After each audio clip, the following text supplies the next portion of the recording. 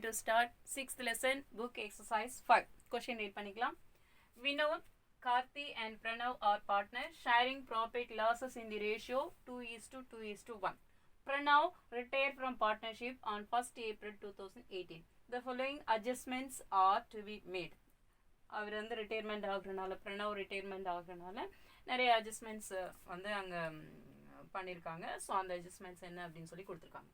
Increase the value of land and building by rupees 18,000. Land and building உடைய value வந்து 18,000 வந்து increase ஆகுது. அப்போ ரீவேல்யூஷன் ப்ராஃபிட் அப்படின்னு சொல்லி எடுத்துக்கணும். அசட்ஸ் உடைய வேல்யூ இன்க்ரீஸ் ஆச்சுன்னா ரீவேல்யூஷன் ப்ராஃபிட். அதே மாதிரி reduce the value of machinery by 15,000. Machinery அப்படின்னு சொன்னாலே அசட்ஸ், அதோடைய வேல்யூ வந்து ரெடியூஸ் ஆகுதுன்னா கம்மி ஆகுது அப்படின்னு சொல்லி கொடுத்துருக்காங்க. So loss.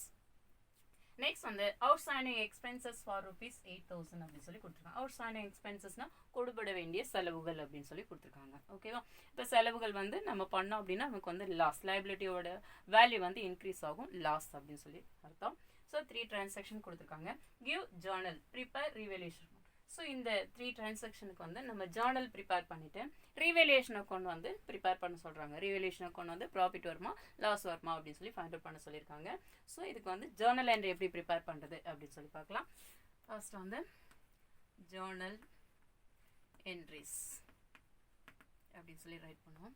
ஃபர்ஸ்ட் என்ட்ரி, பில்டிங்கோட லேண்ட் அண்ட் பில்டிங்கோட வேல்யூ வந்து 18,000 இன்க்ரீஸ் ஆகுது. அப்போ ரீவேல்யூஷன் ப்ராஃபிட், ரீவேல்யூஷன் ப்ராஃபிட்டாக இருந்துச்சுன்னா ரீவேல்யூஷனை கிரெடிட்டில் என்ட்ரு பண்ணுவோம் அப்படின்னு சொல்லி நம்ம சொல்லியிருக்கோம். ஸோ எப்படி ரைட் பண்ணுவோம் அப்படின்னா லேண்ட் அண்ட்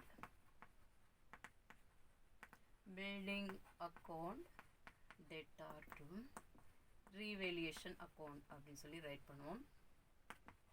அப்படின்னு சொல்லி ரைட் பண்ணி அதோடைய வேல்யூ வந்து எவ்வளோ இன்க்ரீஸ் ஆயிருக்குன்னா 18,000. அப்போ ப்ராஃபிட் ஆன் ரீவேல்யூஷன் அப்படின்னு சொல்லி ரைட் பண்ணிக்கலாம். செகண்ட் என்ட்ரி, செகண்ட் என்ன சொல்லியிருக்காங்கன்னா reduce the value of machinery. மெஷினுடைய வேல்யூ வந்து டிக்ரீஸ் ஆகுது, ரெடியூஸ் ஆகுது, குறையுதுன்னு சொல்லியிருக்காங்க. அப்போ லாஸ் வந்துச்சுன்னா ரீவேல்யூஷன் டெபிட்டுக்கு போயிடும். ஸோ நம்ம எப்படி என்ட்ரி போடுவோம்னா revaluation account debtor to machinery account அப்படின்னு சொல்லி ரைட் பண்ணுவோம். இப்போ எவ்வளோ டிக்ரீஸ் ஆயிருக்கு அப்படின்னு சொல்லி பார்த்தோன்னா 15,000. ஸோ 15,000. அப்போ லாஸ் ஆன் ரீவேல்யூஷன். நெக்ஸ்ட் வந்து தேர்ட் என்ட்ரி, இதில் என்ன சொல்லியிருக்காங்க அப்படின்னா அவுட்ஸ்டாண்டிங் எக்ஸ்பென்சஸ் வந்து 8,000 அப்படின்னு சொல்லி கொடுத்துருக்காங்க. அவுட்ஸ்டாண்டிங் எக்ஸ்பென்சஸ்னா லைபிலிட்டி, பொறுப்புகளுடைய வேல்யூ இன்க்ரீஸ் ஆயிடுச்சுன்னா லாஸ். அப்போ ரீவேல்யூஷன் டெபிட்டில் வரும். அப்போ இதுக்கு வந்து revaluation account debtor to outstanding expenses account அப்படின்னு சொல்லி ரைட் பண்ணுவோம். அவங்களே 8,000 கொடுத்துருக்காங்க. 8,000. அப்போ நரேஷன் எழுதும்போது loss on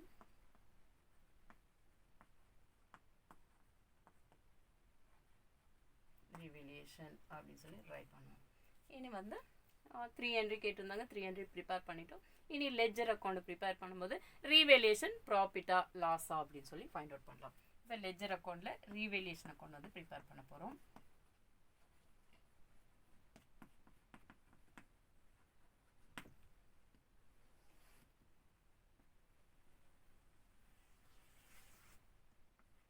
debtor, creditor,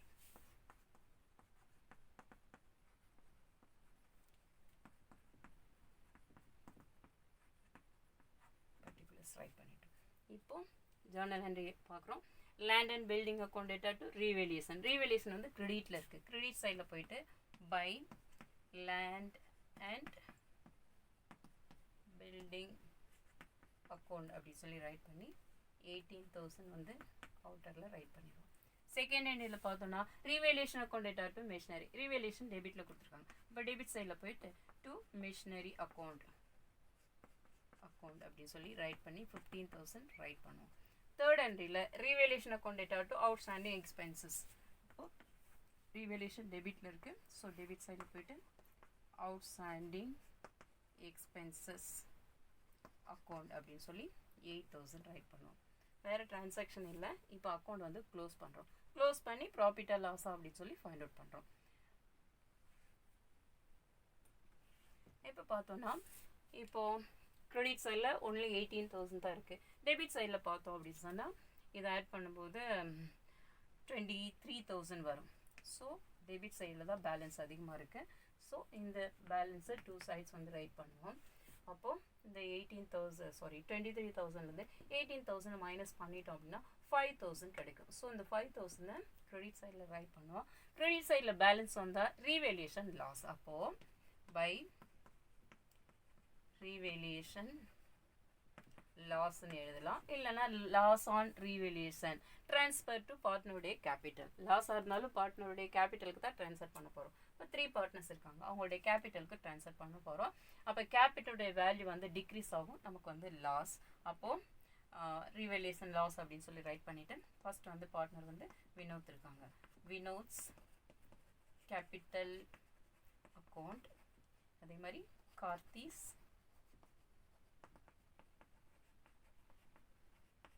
capital account, ப்ரணவ்ஸ் கேபிட்டல் அக்கௌண்ட் அப்படின்னு சொல்லி ரைட் பண்ணி இப்போது லாஸ்ட் பார்த்தோன்னா 5,000 இருக்குது. இந்த 5,000 வந்து பார்ட்னருடைய ரேஷியோஸ் பார்த்தோம் 2:2:1. இதை ஆட் பண்ணும்போது எவ்வளோ கிடைக்குன்னா 5 வரும் இல்லையா. அப்போ 2 divided by 5, அதே மாதிரி 2/5, அதே மாதிரி 1 divided by 5. இப்போ வந்து 5,000 வந்து இந்த 5 வந்து கேன்சல் பண்ண 1 டைம் தான். இப்போ 1000 into 2 வந்து 2,000. அதே மாதிரி கேன்சல் பண்ணும்போது இங்கேயும் அதே 2,000 தான் வரும். எகெயின் 1000 into 1 மல்டிப்ளை பண்ணும்போது 1000 தான். ஸோ இதை ஆட் பண்ணும்போது 5,000. அப்போ லாஸ் வந்துச்சுன்னா பார்ட்னருடைய கேபிட்டல் வந்து டிக்ரீஸ் ஆகும் அப்படின்னு சொல்லியிருந்தோம். ஸோ அதுக்கு ஒரு என்ட்ரி வந்து ப்ரிப்பேர் பண்ணணும். ப்ரிப்பேர் பண்ணும்போது பார்ட்னருடைய கேபிட்டல் டிக்ரீஸ் ஆச்சுன்னு சொன்னால் டெபிட்டில் என்ட்ரி பண்ணுவோம். அப்போ நம்ம ரைட் பண்ணும்போது வினோத்ஸ் கேபிட்டல் அக்கௌண்ட், அதே மாதிரி Karthi's capital account. Next on the Pranav's capital account, debtor to revaluation account அப்படின்னு சொல்லி ரைட் பண்ணி இந்த அமௌண்ட் 2,000 2,000 1,000 5,000. அப்போ loss on revaluation transfer to partners uடைய capital, transfer to partners capital account அப்படின்னு சொல்லி ரைட் பண்ணணும்.